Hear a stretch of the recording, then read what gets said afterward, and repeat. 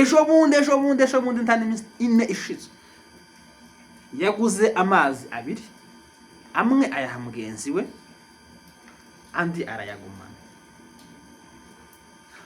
Iyo uri kumwe na Kristo, iyo ufite umuhamagaro, iyo ufite Yesu muri wowe, akantu kaguca mu myanya y'intoki. Ejo bundi yarimanye nimero zanje, ubwo wenda si uwa mbere azimye, bashobora kuba bazazimusaba ari benshi akazibimya.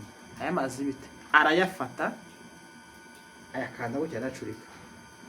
Hano kugatemera amazi yamagira ngo bigaragare ko hari agasindano bajomzemo.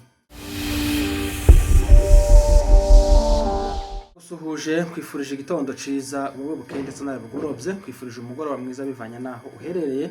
Amahoro y'Imana akomeza abana nawe muri gahunda zawe zose urimo. Turamukije abantu bose bumva mu rurimi tuvuga aho baherereye.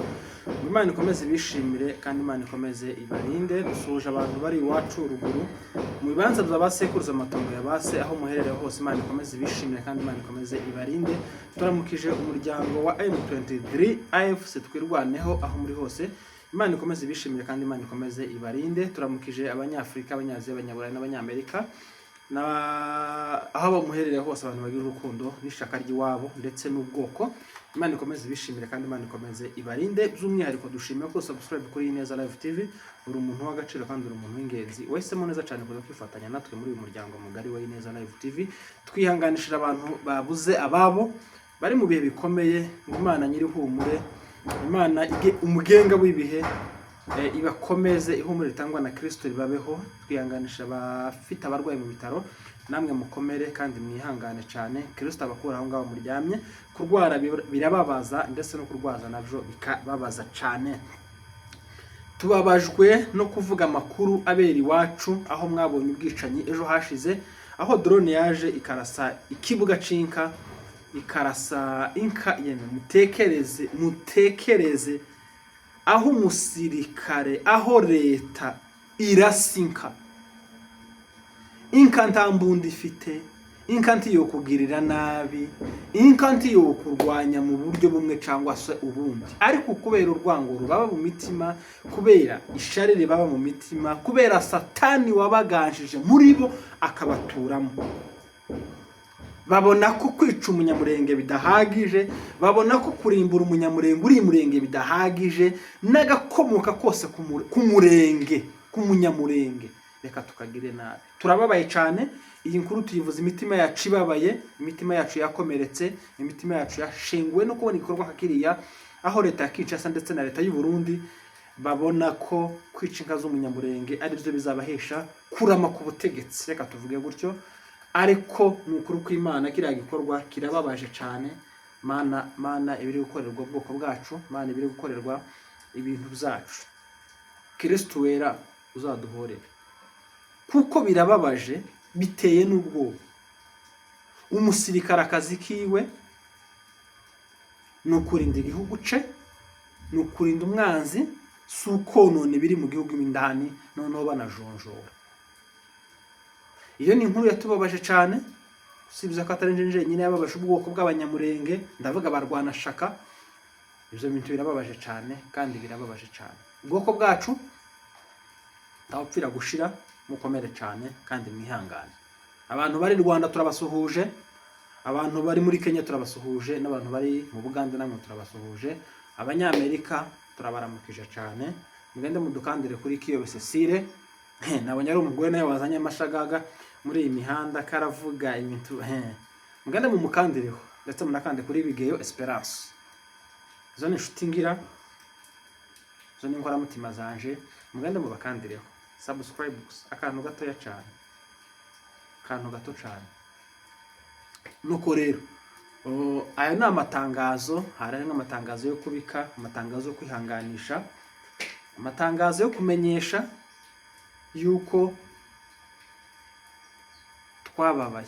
Ngo Daniel ngo amaze kumva mu nkuru y'iwabo ngo aricara ngo ararira cyane. Abarwana shaka mwese aho muri turabasuhuje, abari ku rugamba mwese turababwiye ngo Kristo umugenga w'ibihe akomeza abarinde kandi akomeza abazigame, kuko ibyo muri gukora birakwiye. Ni mu bikora ntawe uzabibakorera, ni mwe mwenyine. Amahoro y'Imana akomeza abana namwe kandi Kristo abahe kunesha, kuko ubwicanyi buri gukorerwa ibintu bizanye ndetse n'abantu birababaje cyane. Reka tubabwire ngo Yesu abane namwe mu byo umurimo.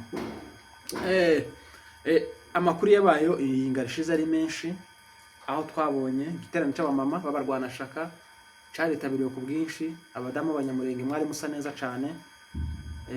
Naje kubashigikira, nari ndi kumwe namwe mu masengesho yo gusengera imuhira abagore b'abarwanashaka. Mwebwe mwitabiriye mwarakoze, namwe mwabuze umwanya ariko bibari ku mutima, namwe mwarakoze cyane, kubera ko n'ibitekerezo biri kumwe n'ibyo abandi bari sawa. Ariko yene mureke dushima umuntu akiriho, tunagaye umuntu akiriho. Ku giti cyanje ndashimira Apotre Nteziryayo, ndamushimira pe. Nabonye aho umuntu bamuha ubutumwa akabushitswa bwakabaye. Tekereze unibaze aho mu kanisa ryanyu ubugushumbye bamuheza 100,000 ngo aje gushigikira imfuzi cyangwa se abapfakazi akabishitsa. Hari abantu bamwe bagira amateka meza mu makanisa yabo, hari n'abandi nyine bagira mabi, abantu bicaye gusa rukubura aho baja. Ariko Apostle warakoze gushikira abagore barwanashaka kuri envelope yabahaye, zadukoze ku mutima. Twabonye ko uri umwizerwa. Naje gusanga iyo uri umukristo ntugire n'amahame, hari ibintu byinshi biza bipfa. Ariko umukristo ubwira amahame, ndahamya ko ubwami bw'Imana baba bumuzi. Tekereze umushumba wanyu nyir'iryo kanisa ryanyu yo kiranuka kuri ubwo butumwa, ugatekereza ako kantu, ugatekerezeho. Abagize icyo bakora mu gushikira abana ba mama b'abarwanashaka, mbasabiye umushuka ku Mana pe, mwarakoze no kubera ko ibintu bikora abantu bakeya. Ibyo rero tubitindaho, sibyo byatuzanye. Tuje kugaya no kunenga no gukebura no kwibutsa abantu ko mw'ijuru, ku marembo y'ijuru, hahagaze umugabo wambaye imyenda yera, ubwanwa bwinshi, udahaye uhumaguza, wahaye ureba, ufite agakayi n'agakaramu, ari kwandikira uhaye ikora bibi byose, nta na kimwe azosiga aca akarabyandika, agasubira akandika n'ibindi bibi uhaye ukora. Uwo mugabo karabyandika. Hari inkuru ejo yambabaje, imare kumbabaza mbura uko nyita, mbura uko nyifata.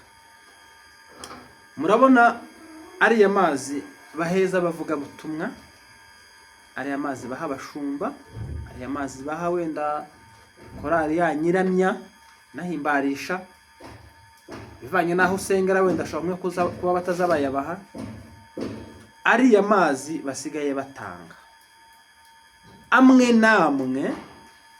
namwe abahumanye, urugero rwa hafi cyangwa se reka ngukebure, reka nkwibutse mbere yo kuyanywa uzoza ubanza ugakora.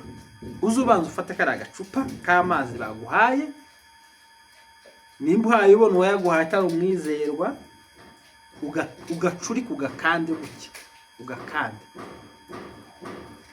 Hari uzasanga amazi agatonyanga kandi kagifunze ariko kavuye mu ruganda kameze, hari uzagakanda agatonyanga cyangwa kameneka, hari n'uzagakanda nyine ntiyagire icabo, ariko ntukazo yafungura ngo wihutire kunywa.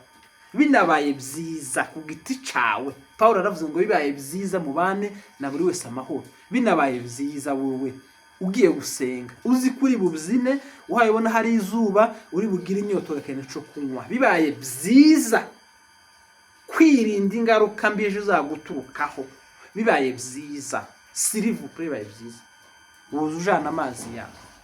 Hari impamvu mvuze bino, bibaye byiza bitwaza yawe.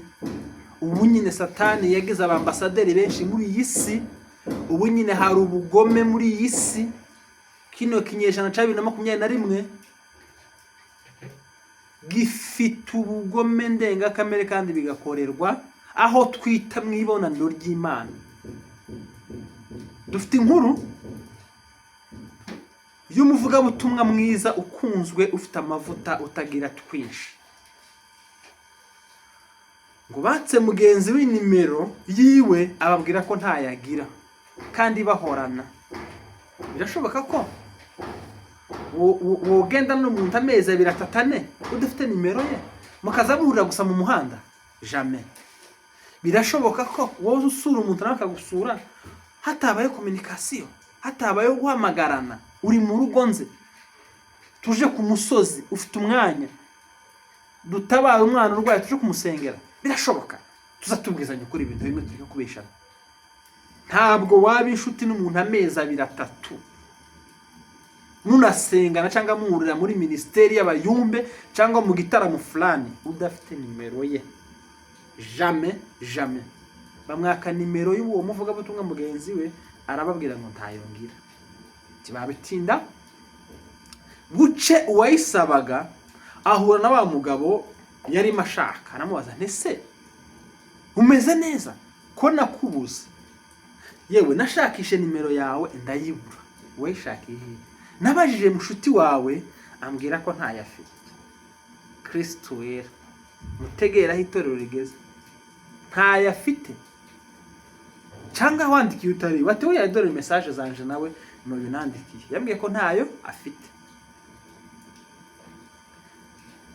Harimo akashinyori gukwanga gutanga nimero y'umuvuga butumwa mugenzi wawe no gutinya ko bazomutumira mu kanisa ryiwe byabo agahabwa amaturo menshi cyangwa se agahabwa isadaka nyinshi cyangwa amazi menshi. Izo ngibyo tureke kubitindaho. Kuyitanga n'uburenganzira bwawe, kwiyimana n'uburenganzira bwawe. Ejo bundi ntani ine ishize yaguze amazi 2, amwe ayaha mugenzi we andi arayagumana. Iyo uri kumwe na Kristo, iyo ufite umuhamagaro, iyo ufite Yesu muri wowe, akantu kaguca mu myanya y'intoki biba bigoye. Ntako wa mugabo mutimura mukubita aya mazi banguriye adasanzwe yangurira yamasubiza ubwonko inyuma. N'ejo bundi yarimanye nimero zanje, ubwo wenda si uwa mbere azimye, bashobora ko bazazimusaba ari benshi akazibimye. Aya mazi bite? Arayafata ayakanda gutya aracurika hano ku gatemere, amazi yamagira ngo bigaragare ko hari agasindano bajomzemo. Bakajomzemo sindano butoya kakajombamo kugira ngo nanywa agira ingaruka itari nziza mu mubiri cyangwa se anamwica. Ese ko turakiri ku ruhande ntibyabaye amwica. Tekereza ikintu ni umuyumbe muhuriye hehe? Mu muhamagaro wa Kristo wo gukura abantu mu byaha, wo kubigisha ko Kristo yomora ibisebe kandi inzira yose igera mu ijuru ica kwa Yesu. Nako yavuze ngo nije inzira yo kuri n'ubugingo, ntawe uzogera kwa data atanciyeho. Ko munumva ko kantu kuntari kabi, ko munumva kantu kuntu gateye n'amakenga, nukuntu ngomba kwigengesera. Natangiye mbabwira ngo bibaye byiza nubona wenda irashushe cyangwa se ufite imbaraga zo gushabira mu kanisa, gura amazi yawe ya Jane cyangwa yakwere mu rugo. Nimba udafite ifaranga aho ngaho, voma kuri robine wawe mu gacupa upfundikire ugende. Bibiliya zivuga ngo wizere umwana w'umuntu agira gute? Avumwe. Iyo nkuru irabaye nanje ingezeho, shaka nyirayo, nifuza kumenya kuko nimba ari ukuri. Yarasubije amagambo ye, yarambwiye ngo ni koko Satani arakora mu isi, ni koko hariho za ambasade mu isi bucya. Rero si mu isi ni buri muhana, buri kanisa Satani afite ambasaderi agomba gukoresha, kandi buri joro cyangwa buri gitondo akazamukubita atakoze akazi neza. Shuti bavandimwe, simbatindira, ndagira ngo tubwizanye ukuri nk'abakristo, k'abantu bamenye Yesu, k'abantu bafite inzira bahabacanamo. Ukurusha amavuta, ukurusha gusenga, ukurusha gukundwa, emera ko hari ibintu byinshi akurusha. Wamuceceka, hari ibintu byinshi akurusha. Ariko wowe ubonye ko hayitoshi sinogira amahoro ariho, reka muhitane. Kwa ca gikundiro yari afite tukikujaho, ico ni kimwe. Ikigira kabiri wa muhamagaro yari afite ntukujaho. Ya mpano yari afite yo gukundwa no kuvuga abantu bagafashwa cyangwa se bakabikunda, tibikujaho. Tibigira gute? Tibikujaho. Ariko ubonye ko mwicire hehe? Mwikanisa. Menere amaraso hehe? Mwikanisa. Reka mbabwire kano kantu. Hari igihe umuntu akuburira ahantu akagutegera mu ikanisa, akamara mukazi. Hari igihe umuntu azakuburira mu by'isi, akakuburira mu birori, akakuburira mu buyobe, akavuga ngo nta handi mufatira, ndamufatira mu ikanisa. Ikanisa honyine niyo ndi bumufatire. Nituzaba twicaranye, ico muha wenda n'amazi yo kunywa tayanga. Amazi yo ntayanga arayanywa kuko turi mu ikanisa, arayanywa. Hari igihe umuntu akuburira mu buyobe bw'isi, akakubonera mu nzu y'Imana. Umuvandimwe umukristo udafite twinshi, ufite Yesu muri we, yigiriye gusenga, agize inyota, afasha amazi kubera kubohoka cyangwa kwisanzura, arayanyoye. Ayo si amazi, iyo ni isumu, iyo ni isumu. Rero ngenda ngana ku musozo, ndagira ngo mvuge kino kintu. Umuntu mwicaranye cyangwa se umuntu mwegeranye cyangwa se wita inshuti, musengere, umwigeho.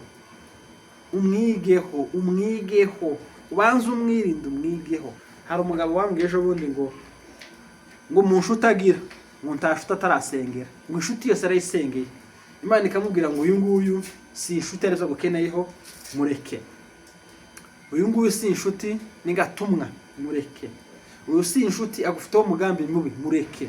Uyu ni inshuti muzagerana kure, nimufatane ukuboko mukomeze. Uyu ni inshuti ariko ni muto mu muhamagaro, akeneye kugukuriraho, muzamure mukurane. Ariko wewe usirimbye neza, baragukunze, muri abo bakunze n'indyajya nyinshi, ubwirije neza, ufite amavuta yawe, umeze neza mu muhamagaro, kurama wisanzura ku bantu bose, aho ugeze kuranywa icayi, aho ugeze ni mu bakristo, ni mu ntama kurarya, ni mu nshuti kurarya. Ese waruzi ko bagufitiye wivu? Warubizi? Waruzi ko umuhamagaro wawe kuri bo ari kibazo? Waruzi ko gukundwa kwawe kuri bo ari probleme? Waruzi ko batishimiye ibyishimo ufite? Sengera inshuti, sengera abo bantu, banzu bigeho, ubasengere. Niba ngombwa umere nkugiye gutora ibishimbo, bimuzukura mute ibiboze, ibigiye ibifite imitwe ipfuye ukure mute.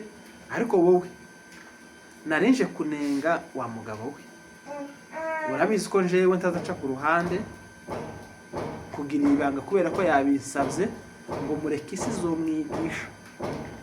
Narenje kumunenga, kumubwira ko iyo uwo Satani uhayikorera taza guhemba ibihembo byiza, ni hano gusa. Birababaje, birateye ubwoba, aho mugenzi wawe ukurusha impano n'amavuta umuhera isumu mu mazi. Reka tuyite isumu. Yego amazi ntitwapimye ngo tumenye ngo ni isumu irimo, ariko amazi agifunze ni gutukanda gucya, akama atonyanga inani n'iniga nka robine ifungutse. Bigaragara ko bayafunguye. Ese uko kuyafungura harimo umugambi mwiza? Uko kuyakuzanira no kugukunda? Oya, ni Satani uhayibakoresha. Shuti bavandimwe bakristo bene data, banyamurenge bwoko bwacu, amakenga ni meza. Bamufera ngo makenga atari boba, ngo makenga ni meza, kandi no gushishoza ni byiza, no kumenya abo mugendana ni byiza. Ukabamenya, ukavuga ngo iyi ndyarya tugendana zoza nyitwaraho gute? Nuko nyitwaraho. Iyi Satani tugendana nzi neza, nyitwaraho gute? Ukabimenya. Ukareka wenda wasame. Hano hanze hari abantu bameze gutya, bategereje gusa uwasama ngo batorongezemo. Ubugome gusa bwuzuye. Satani gusa yaje mu bantu. Ese nkiyayanywa akamacikanira hariya mu kanisa wari kwitwara gute? Suppose ko yanyoye agize ikibazo ako kanya, wenda niwo munsi wo kwitahira wo gusanga data yakoreye, ahise acikana aho ngaho kumaza umuhari. Hari kugenda gute?